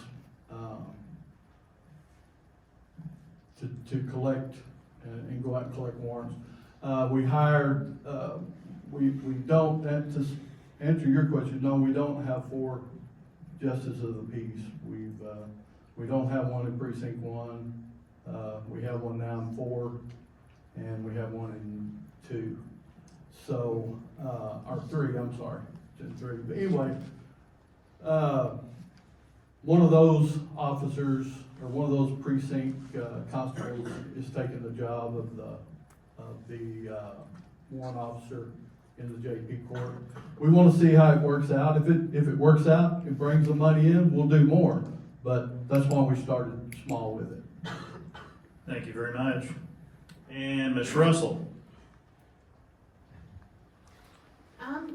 I would want to look at the numbers, but I mean, I would support it because I do think that we need to hold people accountable, and the only way that we're going to do that is by going in and going after those fines and getting those fees, and then that's going to help in crime, so I would support it. Okay. And Mr. Stringer. so, if our officers, warrant officers, could justify their income and what they're gonna cost the county and bring in the criminals, then yes, I would support that. But we don't need another layer of bureaucracy just to fund. It has to be a producing income position. So just to have someone on board wouldn't make sense. I don't know that we need one for every precinct. Some precincts, like my precinct, for instance, precinct 3, it's largely within the city. So city services take care of that, OPD. Now, 1 and 4 have the largest population in the county, or out of the city limits, I should say. So I can see that they would need a warrant officer more than 2 and 3. All right, thank you very I much. believe that question should not be just limited to the commissioners. I believe the JPs have an answer to that. Please, absolutely. Thank you for that. Absolutely. We have 4 warrant officers already collecting insurance and a very small salary. They're called constables. They're elected by you, the people. The commissioners court have not funded that office, and I know 30 years. The duties of a constable is he is the bailiff of the court in his precinct. He is to oversee the trial, and he's to oversee the warrants and execute those warrants.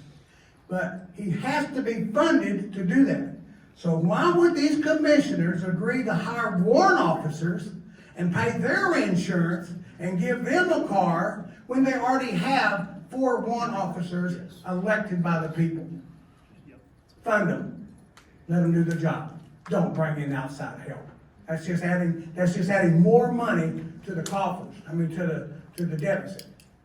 Now, 2 of those constables don't take office until January, I believe, but we'll have 4 constables, and they can do it if you'll fund the office, commissioners. Thank you, sir. Jennifer? Well, we're not gonna cut down this 32,000 case backlog without them. Now, elected officials are held accountable by the people that vote for them. I have asked this question with even some of the JP judges. Why are they not doing this? Who is holding them accountable? It's the voters. So hopefully, the constables should be doing that. And hopefully they're doing their job. But if they don't do their job, then you have a lack. And so if you've hired someone to come in, you can fire them. If you have elected someone to that position, you have to see their performance and either keep them in office or get them out of office. And that is what I've personally seen happening. But somebody has got to get out there and start distributing these warrants, or this is never going to get fixed. We need to hold those constables accountable, say, do your job. Get it going. They have to be funded. We still have a couple of questions here, and we decided not to ask them because they are personal attacks. And whoever has...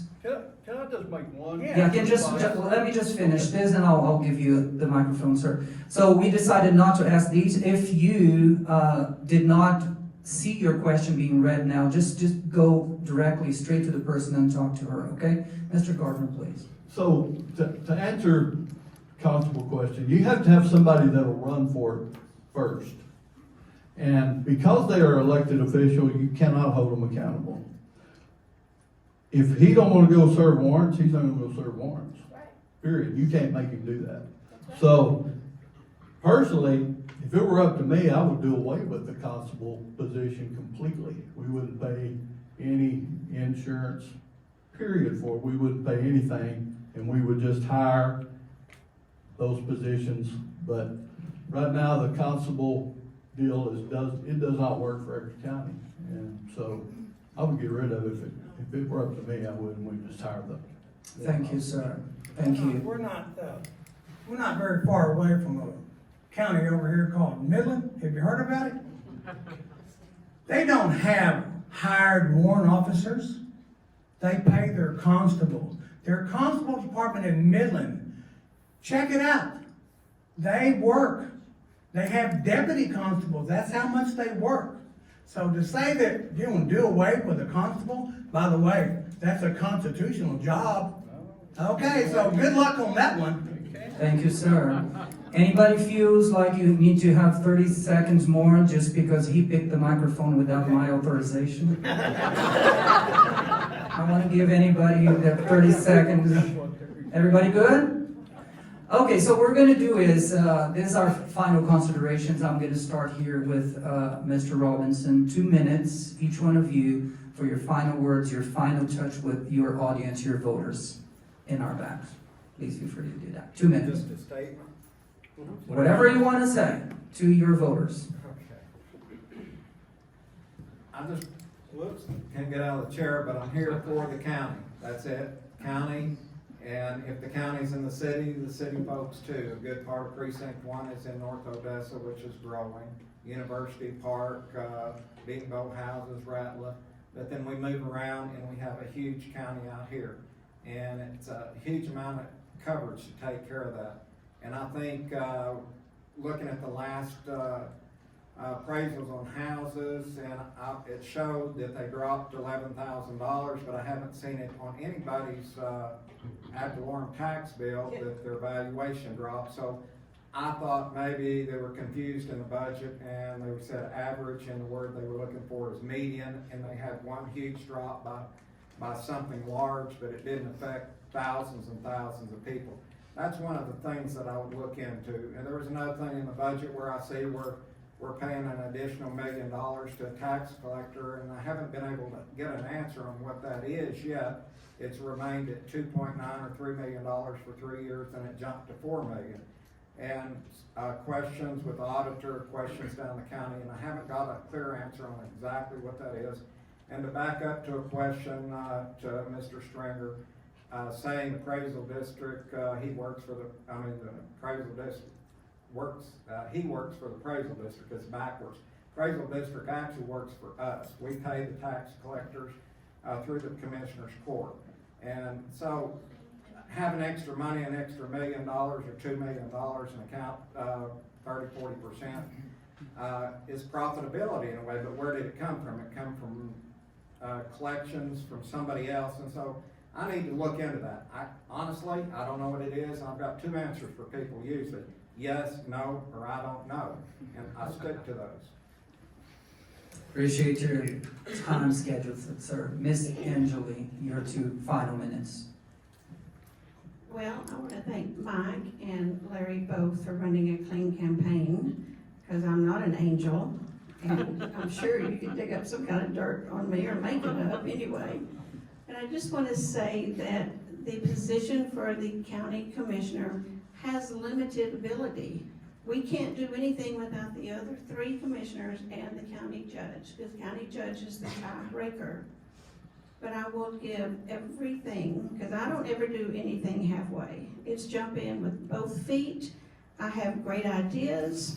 I might not know how to get there, but all the constituents do know how to get there, and we always do what's best for the county. And that's another thing.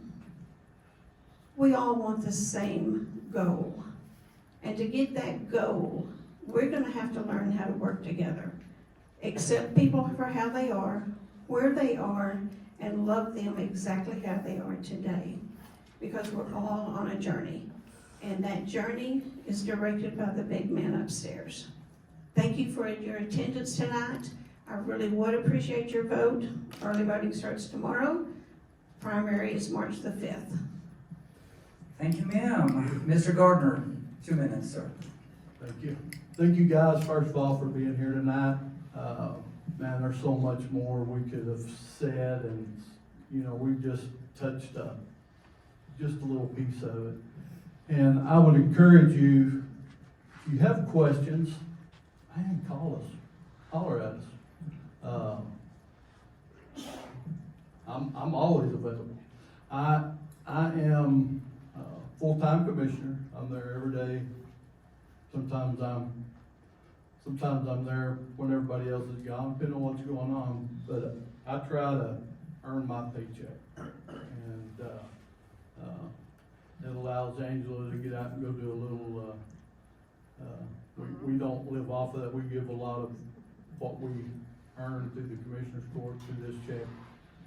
We put a little up for retirement, and we spend some for people that are in need. And she takes care of that department. She's the one that does that. We've always tried to teach our kids that you can be like this when you need some help. But most of the time you need to be out helping, so we encourage them to get out and do that.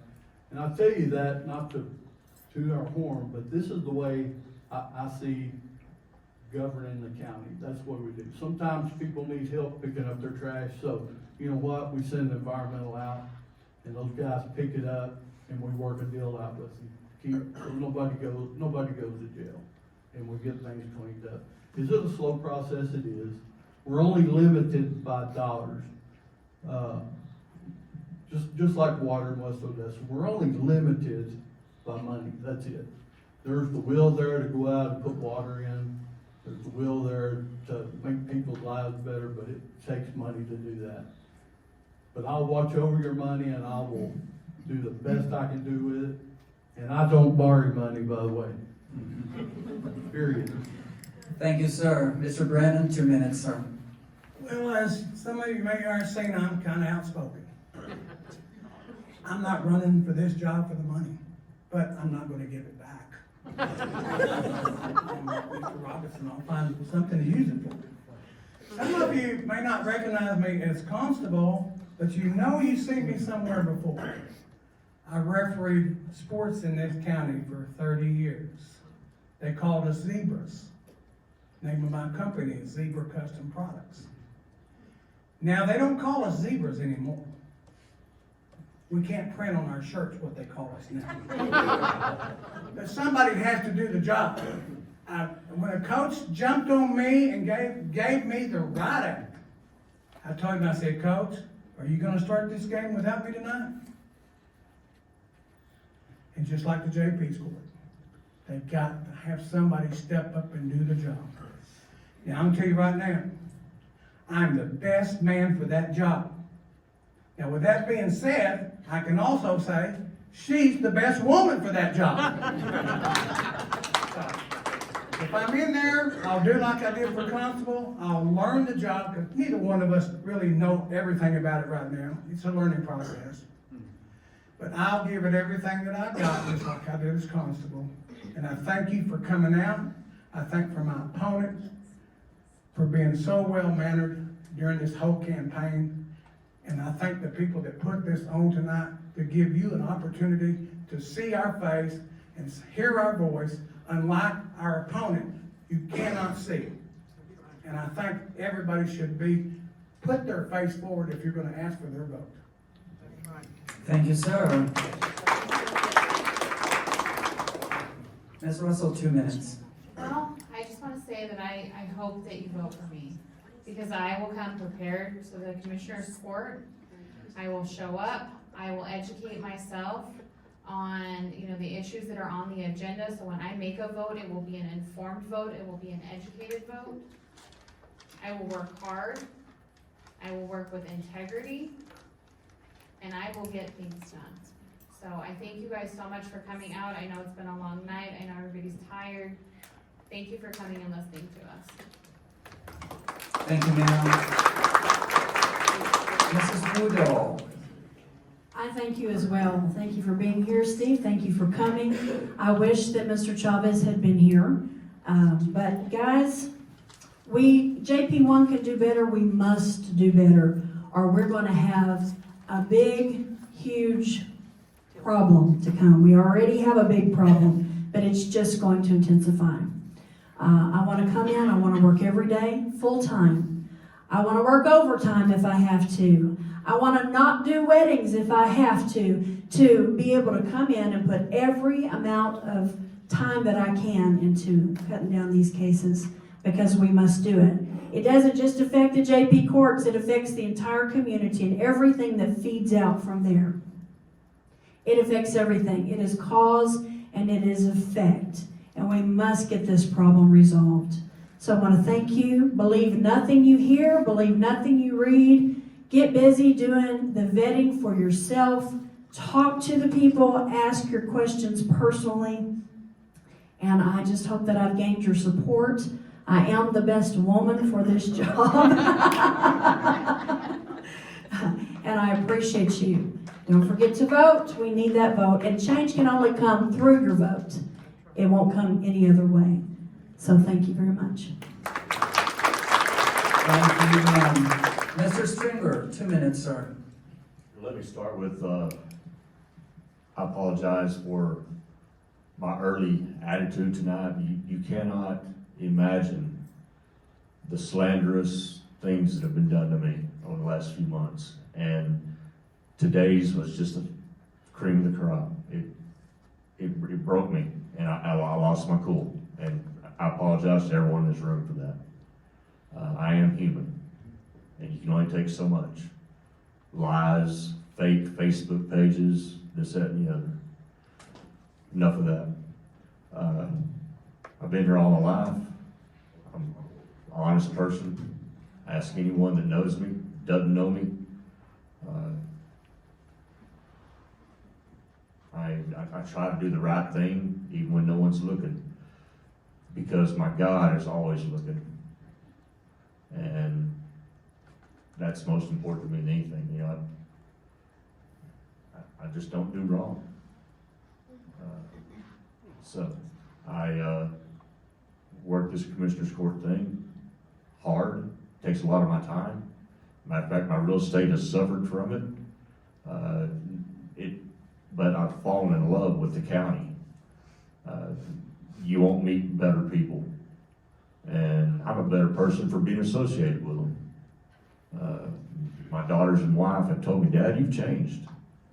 Not that I was bad, but there's always room for improvement, right? I want to keep this job. I'm out knocking my own doors, putting my own signs out, trying to get to know everybody I can. I can't visit them all, but I'm trying. And I hope to be your county commissioner again for Precinct 3. God bless. Appreciate you, sir. Okay, I am going to ask the audience a massive round of applause for 3 things. Number 1, the organization of the event. Number 2, the candidates. And number 3, for you all. Could you please do that? Thank you so much. Ask the audience and the candidates to please give a round of applause for our moderator. Oh, thank you. Thank you. Now I'll have to pass the microphone to the others 10 more seconds. Okay. With this, we wrap this important debate, and it was more animated than the one without Trump out there, right? It was very animated. I appreciate that. Thank you, Mr. Brenner, for that recognition. There are 2 things that I wanted to tell everybody, 2 important things. Number 1, there is one representative here of the Convention of States, Miss Edna Kruger. Can you please stand, ma'am? There she is. So, if you want to know anything about the Convention of States that we were talking about, just talk to her. She's saying here that 65% of people in Texas in the surveys approve of a Convention of States. So if you want to know more, please talk to her about that. The second thing is on March the 2nd, it means this Saturday, we have at 10 a.m. at Paul Evans in Odessa, 301 North Grand Avenue, the public reading of the Texas Declaration of Independence. Oh, it's a week from Saturday. Thank you, boss. Appreciate you. So Saturday, March the 2nd, 10 a.m., Paul Evans, Odessa, located at 301 North Grand Avenue. We do this. This is the 3rd year in a row that the Nehemiah School of Government promotes this. And for 6 years, we have been promoting the public reading of the Constitution and of the Declaration of Independence. So I believe that we need to know our founding documents more than we talk about them. So you are all invited. So with that, may God bless Texas. May God bless the United States of America. I appreciate your disposition to come here tonight, and especially the audience. God bless you all. Have a good night. Oh, early voting starts tomorrow. God bless you all.